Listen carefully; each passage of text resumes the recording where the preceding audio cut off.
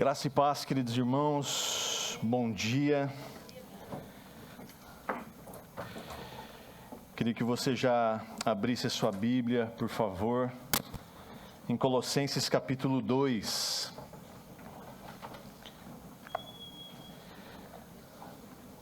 Semana passada nós falamos aqui sobre avivamento, o avivamento que está acontecendo naquela universidade nos Estados Unidos, e nós falamos aqui sobre algumas características do avivamento, e é interessante que ao longo desses dias a gente vem vendo assim muitos especialistas de avivamento, né? Mas uma das coisas que eu disse aqui, e eu quero continuar falando sobre isso, é que todo avivamento ele precisa ter algo que é o principal, ou a principal das características, que é a centralidade de Cristo. Jesus Cristo precisa ser o centro, ele precisa ser o objeto da nossa adoração. E eu queria continuar falando sobre isso, eu queria continuar explorando esse assunto, porque é algo tão maravilhoso que a gente vê acontecendo no mundo, né? E onde a gente vive essa fase, esse tempo tão difícil, onde parece que nós estamos de verdade atravessando um deserto, e aí surgem esses mananciais do derramar do Espírito Santo, onde Jesus é adorado, onde Jesus é exaltado, onde Jesus é pregado, né? E algo que eu ouvia falar há muito tempo é que nós vivemos num tempo de definição. Essa coisa de que nós vivemos num tempo de definição, a primeira vez que eu ouvi deve ter uns 15 anos por aí. E eu acredito nisso, de que esse tempo de definição ele está se estreitando. Que tempo de definição é esse? O tempo em que nós, crentes, precisamos definir de que, de verdade, Cristo é o Senhor da nossa vida. Não só o nosso Salvador, mas o Senhor da nossa vida. Então, haverá um tempo, e esse tempo não tardará, de que as diferenças entre o povo cristão e o povo não cristão vão ser bastante evidentes. No domingo passado eu falava dessa mistura que existe ainda, e do quanto nós, como cristãos, nos assemelhamos ao povo não cristão, e isso é muito triste. E quando um avivamento acontece, essas semelhanças se tornam gritantes, elas se tornam evidentes, e a gente precisa então buscar isso no Senhor. O que de verdade nos torna cristãos, o que de verdade nos torna discípulos de Jesus. Então haverá esse tempo em que essas diferenças entre cristãos e não cristãos vão ficar bastante evidentes. Por outro lado, a gente vive também num tempo de muita correria, um tempo em que a nossa vida é bastante cansativa, porque você corre para cá, corre para lá, o seu trabalho exige muito de você, a sua faculdade exige de você, o seu doutorado também exige muito de você, e aí você chega na igreja, o pastor exige de você. Porque você tem que fazer, você tem que trabalhar, você tem que servir, você tem que fazer um monte de coisas, você tem que ser um crente diferente do povo lá fora. E parece que isso tudo traz um certo peso, um certo fardo sobre nós. E muitas vezes é mesmo. Muitas vezes isso nos cansa, porque há uma cobrança também dentro de nós. E nós mesmos nos cobramos por uma conduta diferente, que muitas vezes a gente não tem muito lá força para isso. Muitas vezes a gente está tão cansado do dia a dia que no domingo o que a gente quer? Sentar aí e ouvir uma palavra encorajadora. Uma palavra que nos coloque para cima. Afinal de contas, a semana foi tão pesada, tão cansativa. Mas aí você senta aí e ouve o quê? Cobrança. De que você tem que ser diferente, que você tem. Mas deixa eu trazer um alento para você e te lembrar de algo que Jesus disse. Ele disse assim: venham a mim todos vocês que estão cansados e sobrecarregados, e eu lhes darei descanso. Tomem sobre vocês o meu jugo. Deixem que eu lhes ensine, pois eu sou manso e humilde de coração, e encontrarão descanso para a alma. Meu jugo é fácil de carregar e o meu fardo que lhes dou é leve. Mateus 11, 28 e 29. Então a vida com Jesus não é pesada. A vida com Jesus nem cansativa é. É desafiadora, mas não é pesada. Há muitos desafios na nossa caminhada com Jesus. Há muitos momentos complicados, difíceis, mas é uma vida de paz e alegria quando nós estamos em Cristo. Então, tendo isso em mente, e o fato de que a nossa fé verdadeiramente está em Cristo, que é o nosso Senhor e o nosso Salvador, Paulo vai nos dar algumas dicas de como a gente pode viver firmemente essa fé em Cristo. Então leia comigo, por favor, verso 6 e 7 de Colossenses 2. Vão ser só esses dois versículos. Colossenses capítulo 2, versos 6 e 7.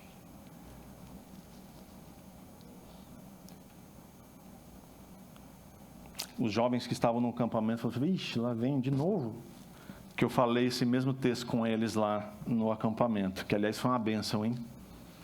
Foi muito legal, foi muito bom. Tem jovem aqui que foi lá no acampamento? Não, jovem. É. Ah, você apontou para lá. Colossenses 2, estou brincando, viu, Cadinho? Você é o cara mais jovem que tem nessa igreja aqui, só para deixar claro. Colossenses 2, 6 e 7 diz assim: e agora, assim como aceitaram Cristo Jesus como Senhor, continuem a segui-lo. Em algumas versões vai dizer: ande nele, ou andai nele, que é para ficar mais contundente, né? Aprofundem nele suas raízes, e sobre ele edifiquem a sua vida. Então sua fé se fortalecerá na verdade que lhes foi ensinada, e vocês transbordarão de gratidão. Vamos orar? Pai, obrigado, Senhor, por esse domingo. Obrigado, Deus, pela oportunidade maravilhosa que nós temos de estar aqui na Tua presença, junto dos nossos irmãos, onde a gente pode adorar o Senhor livremente, onde a gente pode cantar louvores ao Senhor e dizer claramente, abertamente, que Tu és o nosso Senhor e Salvador.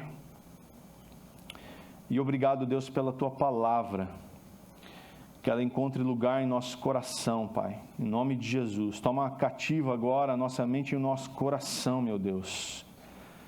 Tira de nós todo o sono, toda a distração, para que nós possamos, Deus, absorver o máximo daquilo que o Senhor quer nos ensinar. Em nome de Jesus. Amém, Senhor.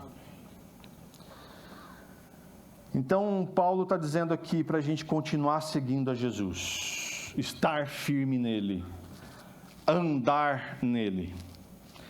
Então, como ele diz assim como aceitaram, é interessante que a NVT ela traduz como aceitaram, mas talvez a melhor palavra aqui é receberam, assim como receberam a Jesus. Paulo está comparando que da mesma forma como eu e você recebemos a Jesus Cristo, nós temos agora uma ordem, uma missão, uma determinação, que é a de continuar seguindo Jesus, que é a de andar nele. Aceitar ou receber Cristo como o Senhor implica numa coisa muito séria. Todos nós queremos um Salvador que nos salve de todo mal. Mas quando nós falamos de que Jesus é o Senhor, implica de que Ele é nosso dono. E sendo Ele o nosso dono, é Ele quem nos controla. É mesmo? Porque se Jesus é o nosso Senhor, então é Ele quem governa a nossa vida. É Ele quem dá a direção que nós devemos seguir. É Ele quem faz planos para nós. Embora muitas vezes o plano dele coincide com o nosso. Ou melhor, muitas vezes o nosso plano coincide com o dele. Então, se Ele é Senhor, se Ele é nosso dono, se Ele controla a nossa vida, Jesus é o nosso proprietário. Então, é a Ele que nós devemos o quê? Obediência. Aí você deve estar pensando, aí, tá vendo? Está vendo? Já está colocando peso. Está ficando pesado isso. Mas eu quero te lembrar mais uma vez que Jesus disse para mim e para você, de que o fardo dele é leve. Então, se Ele é o nosso dono, Ele é quem nos controla, os planos que Ele tem para mim e para você são de paz. Ele não vai nunca, jamais, colocar você em fria. Porque aquilo que Ele tem para você é muito melhor do que aquilo que você sequer pensou, sonhou, imaginou para a sua vida.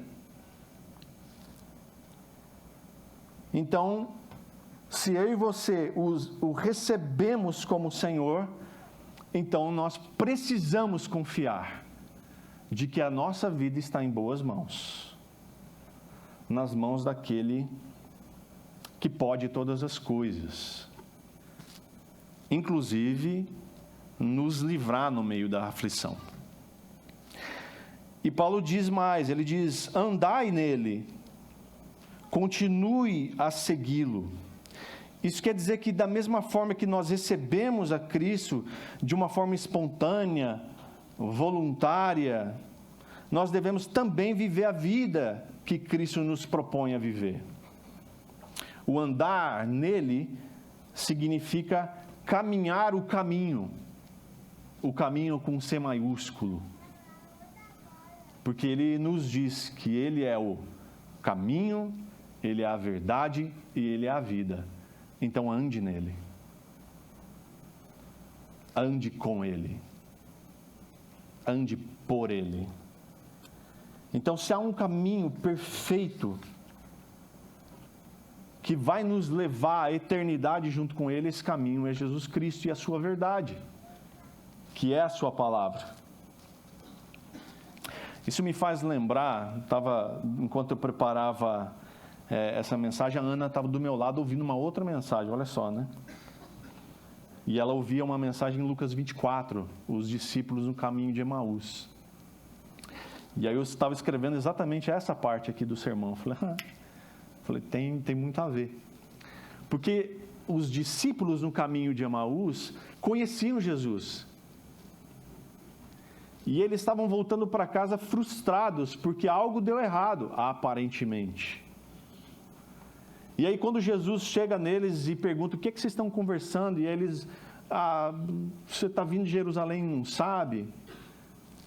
Nós colocamos todas as nossas fichas naquele que seria o nosso rei, que nos libertaria do Império de Roma. E aí Jesus começa a expor as Escrituras. E é bem provável que aqueles discípulos conheciam muito bem as Escrituras.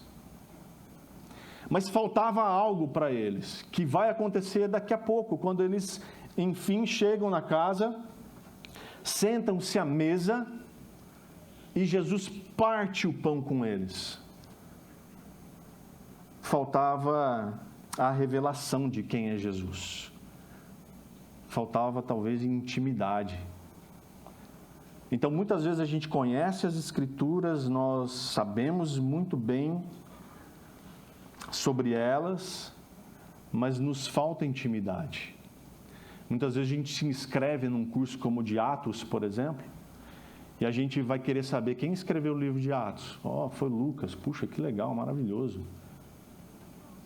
Atos é a continuação do Evangelho de Lucas. Que coisa extraordinária. Lucas era um médico. Isso é maravilhoso. Mas o que essas informações são relevantes para mim e a sua fé em Cristo Jesus? E, no entanto, nós nos apegamos a esses detalhes, essas curiosidades bíblicas, e a gente se enche delas.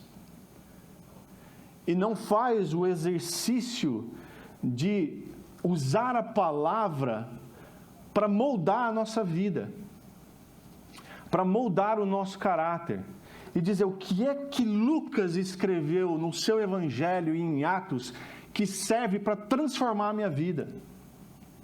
E ler do capítulo 1 até o final, de modo que essa verdade transforme o meu coração.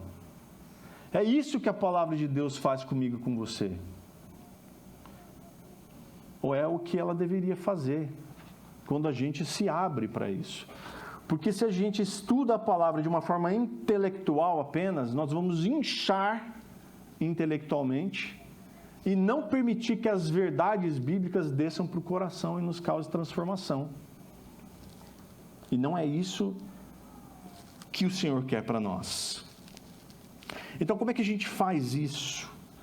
Paulo vai nos dar algumas direções aqui nesse texto. A primeira delas é: se aprofunde nele.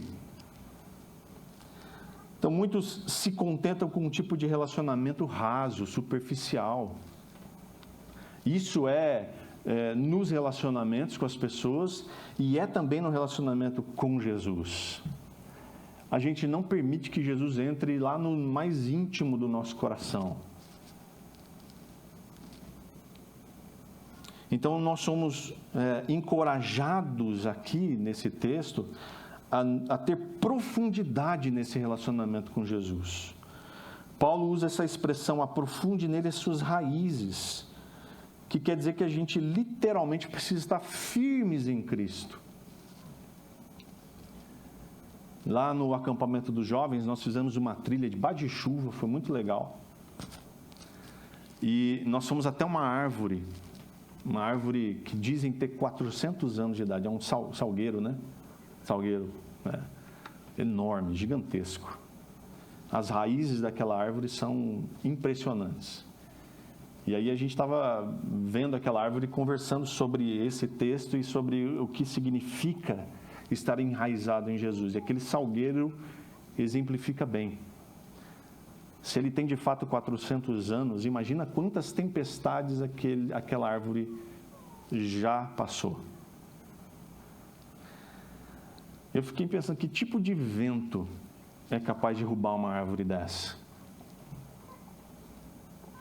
Quando as raízes são profundas, quando as raízes são espalhadas. Vera falou aqui no domingo passado sobre o cedro do Líbano, que tem as suas raízes profundas, e ele aprofunda as raízes muito antes de crescer.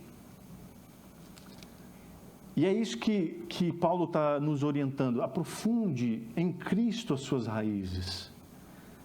Porque quando você aprofunda em Cristo as suas raízes, você vai estar com um alicerce muito firme.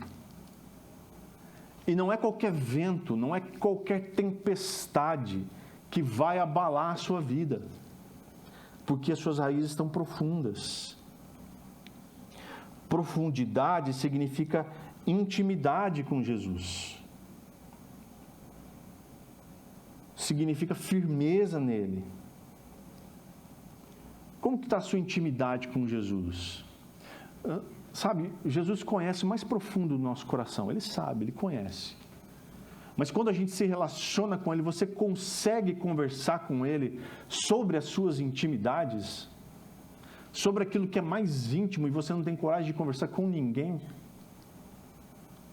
Quando você fecha a porta do seu quarto, você se coloca diante de Jesus numa oração, você é capaz de dizer para Ele daquelas coisas mais profundas que você tem vergonha de falar para qualquer pessoa que seja, mesmo que ela seja muito íntima de você? É disso que eu estou falando. É quando você chega diante do Senhor e expõe o seu coração, de modo que Ele se torna o seu amigo mais íntimo. Então, quando nós estamos enraizados em Jesus, nós estamos de uma vez por todas. Não dá para você ficar enraizado em Jesus aos domingos. No domingo eu estou enraizadão em Jesus, estou lá firme. Ou no pequeno grupo. Ou na hora do seu devocional. Você precisa estar enraizado em Jesus quando você está fazendo negócio. Aí eu falo para mim, quando eu estou no trânsito. A minha esposa sabe do que eu estou falando. Trânsito é um problema para mim. Avivamento, estou confessando pecado aqui, hein? Oh, Deus. Então, a gente precisa estar enraizado de uma vez por todas. Não é de vez em quando. Não é quando convém. Enraizado dá a ideia de que você foi plantado. Ou seja, indica a origem, a sua conversão. De onde você vai buscar nutrientes. Para que você cresça ainda mais, para que você amadureça ainda mais. Fala da solidez, da sua decisão de um dia seguir a Cristo. Como que a gente pode ter profundidade e firmeza com Jesus, meus irmãos? Através da sua palavra, através da oração e através da comunhão com os nossos irmãos. É desse jeito. Você vai se aprofundar e amadurecer em Cristo quando você mergulhar na palavra, quando você se render em oração e quando você se relacionar com seus irmãos que te ajudam nessa profundidade. Segunda coisa que ele nos diz aqui é: edifique a sua vida nele. Paulo ele usa com alguma frequência essa comparação da igreja ou da vida cristã com o edifício, com uma construção. Não porque é difícil, né? Não pude perder essa, né? Mas porque ele fala aqui também de fundação, de como você constrói a sua vida nele, de como você edifica de verdade a sua vida nele. Então ele está convidando eu e você aqui para edificar a nossa vida sobre ele. Edificar é construir sobre um fundamento. Que fundamento é esse? O próprio Cristo. Mais uma vez eu cito aqui a mensagem que Jesus traz no final do Sermão do Monte, quando ele diz a respeito dos alicerces, da casa construída sobre a rocha. Lucas vai falar, né, que o homem prudente cava fundo e lança ali as estacas da sua construção. E quando ele encontra solo firme, rocha, então ele está com essa casa muito bem alicerçada. E aí quando vem as tempestades, quando vem as enchentes, a casa permanece de pé, porque ela está muito bem fundamentada. Em quem? Em Cristo e a sua palavra. Então, o edificar pressupõe que o fundamento já foi feito. Então, se você edifica a sua vida em Jesus, significa que você já está fundamentado nele. de que a sua fundação, ou seja, as suas raízes já estão profundas nele. E quando as suas raízes, a sua fundação já está em Cristo, o edificar é o próximo passo. Então você vai construir o seu prédio, que também precisa ser robusto. Paulo vai falar mais sobre isso em 1 Coríntios capítulo 3, verso 12 e 13. Ele diz assim: aqueles que constroem sobre esse alicerce, Jesus Cristo, podem usar vários materiais: ouro, prata, pedras preciosas, muito bom, madeira, feno ou palha. No dia do juízo, porém, o fogo revelará que tipo de obra cada construtor realizou. E o fogo mostrará se a sua obra tem algum valor. Então, a edificação também depende de que material você usa. A edificação depende de como e com o que eu e você desenvolvemos a nossa vida. Como que a gente cresce, como que a gente amadurece e que tipo de fruto eu e você produzimos. Tem muita gente que para na fundação e sobre a fundação constrói um casebre, uma barraca. Tá bom já. Já está louco de bom, já estou em Cristo. Mas nós somos convidados a construir algo sólido, algo duradouro, algo que vai refletir o nosso crescimento, o nosso amadurecimento, e os frutos vão surgir. E através dos frutos, outros poderão também encontrar o fundamento que é Jesus. Como que a gente pode edificar a nossa vida nele? Colocando em prática tudo aquilo que a gente aprende. Não tem outra forma. Não dá para a gente ouvir todas essas verdades e guardar no bolso, ou guardar numa gaveta, ou deixar um papel no meio da Bíblia, para que a gente lembre, tal dia pregou sobre isso daqui. Não, essas verdades precisam ser colocadas em prática. No cotidiano, no trânsito, nos negócios. Terceira coisa que ele nos diz é: confirme a sua fé. Aqui na NVT diz que então a sua fé se fortalecerá na verdade. Mas uma boa tradução também poderia ser como: sua fé será comprovada, confirmada. A palavra é convicção, a palavra sobre fé é convicção da verdade. Então você tem fé, então você tem convicção da verdade. Fé, segundo Hebreus, é a certeza daquilo que a gente espera e a convicção daquilo que a gente não vê. Então nós temos certeza do que nos aguarda em Cristo e temos convicção de que há um reino que nós não podemos ver. Então essa palavra fé tem a ver com convicção da verdade, ou seja, a verdade em que fomos ensinados. Então ela passa a ser a nossa verdade, na qual a gente passa a ter convicção dela. Ela se torna inegociável. Então, uma vez que nós estamos enraizados em Jesus, edificamos a nossa vida nele, a fé, ou seja, a convicção da verdade, se torna cada vez mais sólida na nossa vida. A sua fé não é mais oscilante. A sua fé passa a ser sólida, porque é uma convicção do seu coração das verdades que Jesus nos ensina. Então, além de confirmada a fé em nós, ela também pode ser comprovada por nossas atitudes e palavras.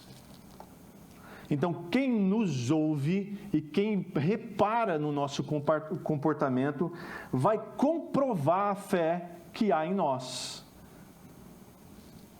Então, alguém certamente vai chegar em você e vai dizer: opa, você tem algo diferente. Há algo em você que me chama atenção. Você é crente? E aí você vai poder dizer: sou. E tenho mais para te dizer. E aí você vai poder contar o seu testemunho. Por quê? Porque a fé que existe em você é tão convicta de que ela pode ser comprovada nas suas atitudes, no seu dia a dia. Então, à medida que nós crescemos na edificação em Cristo, ou seja, pela prática da palavra de Deus, que deve ser constante na nossa vida, a nossa fé vai se fortalecendo cada vez mais. A fé, a gente pode dizer que é o cimento desse edifício.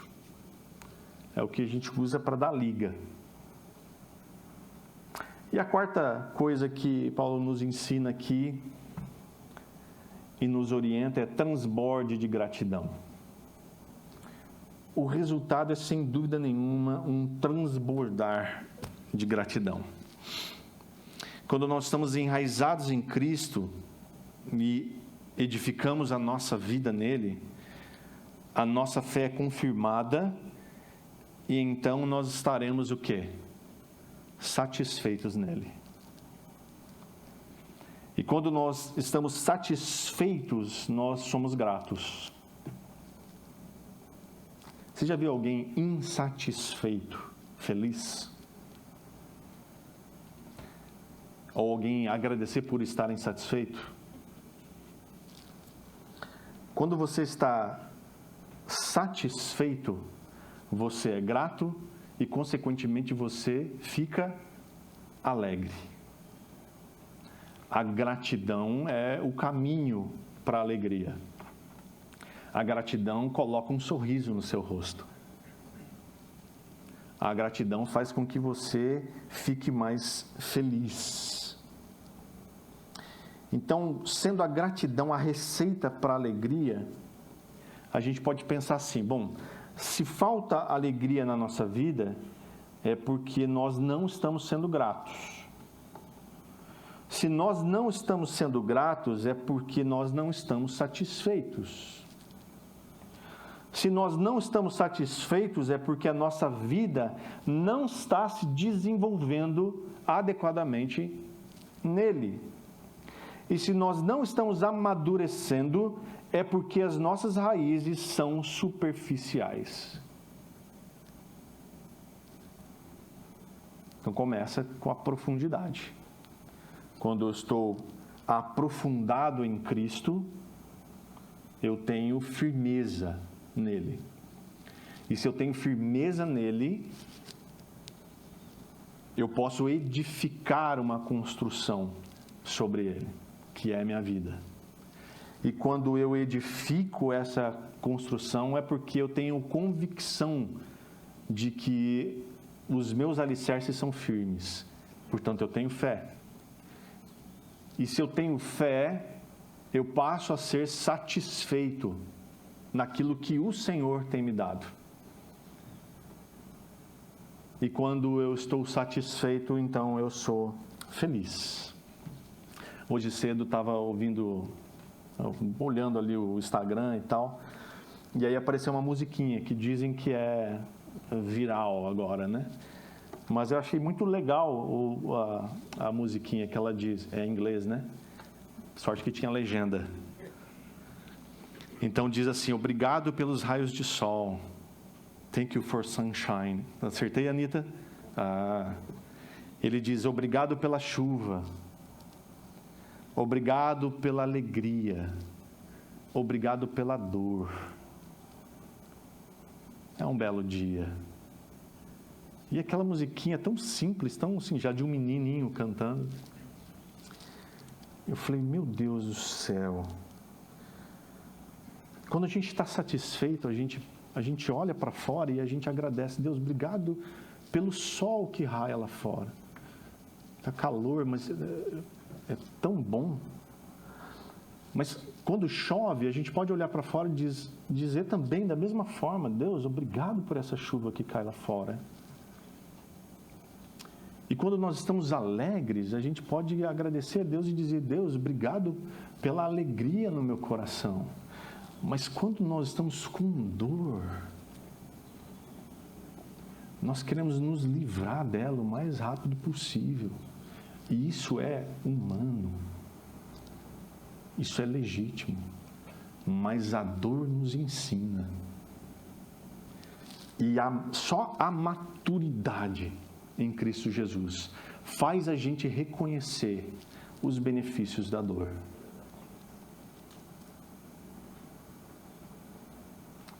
Essa semana eu vi um spoiler da 3ª temporada do The Chosen, que eu não assisti ainda. E eu vou contar. Porque todo spoiler está aqui, tá? Eu até pedi para o Fábio botar o vídeo, mas não deu. É uma conversa de Jesus com um dos discípulos.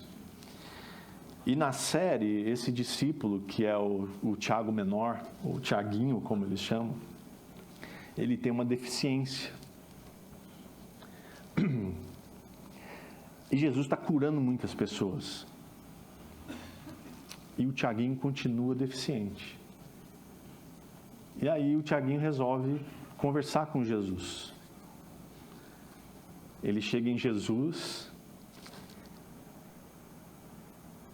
E Jesus pergunta para ele: você quer ser curado? Ele diz: claro. Ele falou: porque se você for curado, você vai ter um bom testemunho. Ele falou assim: claro. É um milagre? Ele diz: é. O mesmo desses milhares que já foram curados aqui.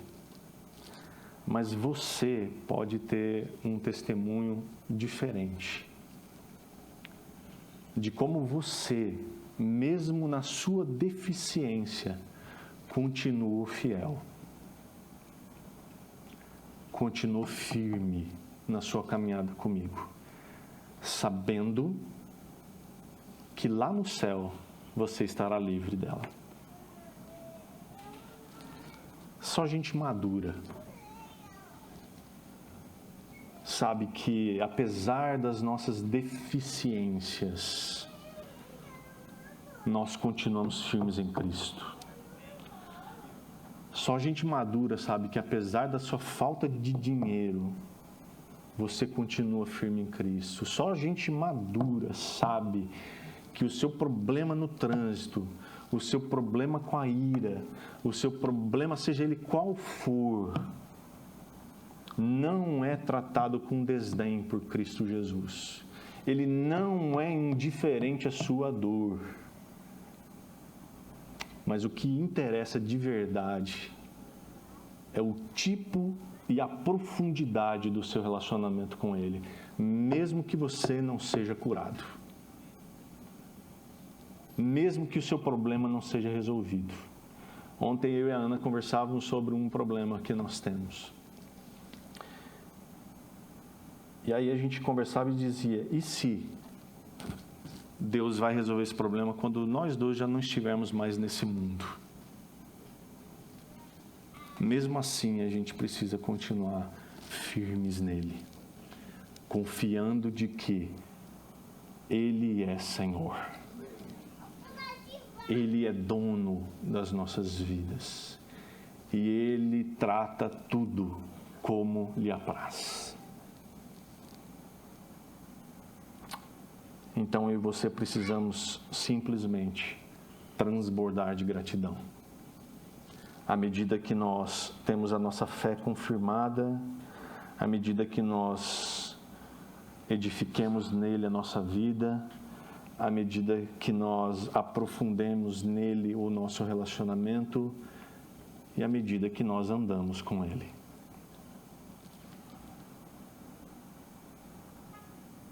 Que em nome de Jesus essa verdade encontre lugar no seu coração, meu irmão.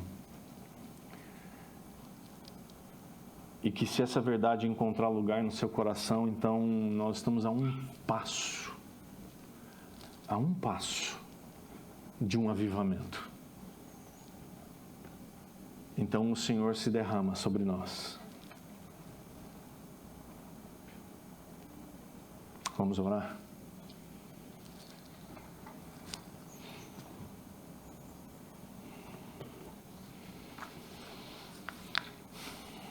Deus, Tu és bom, Senhor. Nós cantamos agora há pouco sobre a Sua bondade. Diante dessa palavra, Deus, onde Paulo nos orienta que se de fato nós recebemos a Cristo Jesus, então nós devemos andar nele. Nos ensina, Senhor. Nos ensina à medida que andamos contigo. Nos ensina a aprofundar, a nos enraizar em Ti. Que haja profundidade no nosso relacionamento contigo. Nos ensina, Deus, a edificar a nossa vida, Pai. Nos ensina, Senhor, a fortalecer a nossa fé na verdade de quem Tu és. E na verdade do que o Senhor pode fazer com a nossa vida, através da nossa vida e por nós. Nos ensina, meu Deus, a fazer com que a nossa fé seja comprovada, seja alicerçada em Ti. E então, Senhor, estaremos satisfeitos em Ti. E transbordaremos de gratidão. E quando transbordarmos, as pessoas ao nosso redor serão tocadas, serão afetadas. Então, Pai, em nome de Jesus, transforma a nossa vida. Não para que nós sejamos satisfeitos com isso, não, para que o Senhor seja glorificado. Para que o Senhor seja glorificado. Fortaleça-nos, Deus, em nome de Jesus. Que nós estejamos firmes em Ti, meu Deus. Em nome de Jesus. Nos dá, Senhor, um domingo cheio da Tua graça. Cheio da Tua presença, meu Deus. Nos dá oportunidades de brilhar lá fora, meu Deus, em nome de Jesus. Para que o Teu nome seja pregado e anunciado. Que o amor de Deus, nosso Pai, a graça do Filho, a graça salvadora, libertadora, e a comunhão do Espírito Santo estejam sempre conosco, em nome de Jesus. Amém, Senhor. Amém. Que Deus te abençoe. Que Deus te dê uma semana abençoada, cheia de oportunidades para viver essa verdade em Cristo Jesus. Ande nele, se aprofunde nele, edifique a sua vida nele, fortaleça a sua fé na verdade, então você vai transbordar de gratidão, de alegria. Como no domingo passado...